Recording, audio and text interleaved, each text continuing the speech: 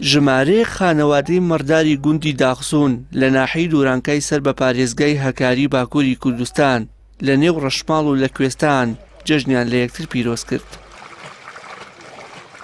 ئەم خانەوادانە لە کوێستانی ئاڤەخاک کە دەکەوێتە قەتپاڵەکانی کارەداخ و 2800 مەتر لە ئاستی دەریاوە بەرزە پێشوازیان لە هاتنەوەی جەژنی قوربان کرد.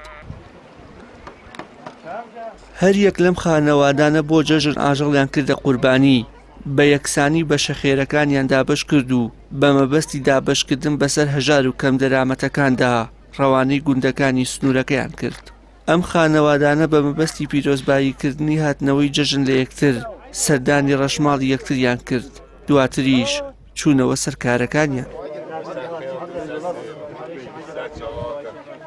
Durankaya bağlı Dağsu Yaylası, Avaxak Yaylası diye geçiyor. نزیکەی 20 خانەوادە لە گوندەوە هاتوون و 3 مانگە لێرە دەمێنینەوە. دوای دۆشینی مەڕەکان پەنیر و ڕۆنەکەرە لە شیرەکە دروست دەکرێت. ئەوەی لە خۆمان زیاد دەبێت بە کڕیارەکان دەفرۆشین. لێرە جەژنمان لە یەکتر پیرۆز کرد. هەموو خانەوادەیەک لێرە قوربانی کردووە و بە شەخێرەکان بەسەر هەژاران و کەم دەرامەتاندا دابەش دەکەین.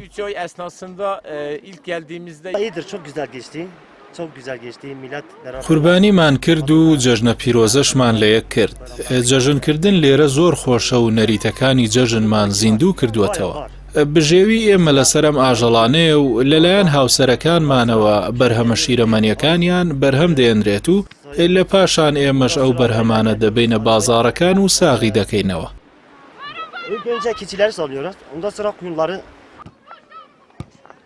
نزیکەی 20 خانەوادە لە گوندەوە هاتوون و 3 مانگ لەم شوێنە دەبێننەوە.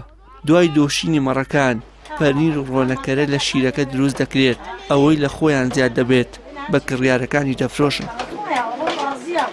هەموو خانەوادەیەکیش لێرە قوربانی کردووە و بەشە گۆشتەکانیان بەسەر هەژار و کەم دەرامەتاندا دابش کردووە. ئاژەڵدارانی باکووری کوردستان دووپاتی دەکەنەوە، جەژنێکی خۆش لە کوێستان بەسەر دەبەن و درێژە بە کولتوری جەژنە پیرۆزەی بە کۆمەڵ دەدەن.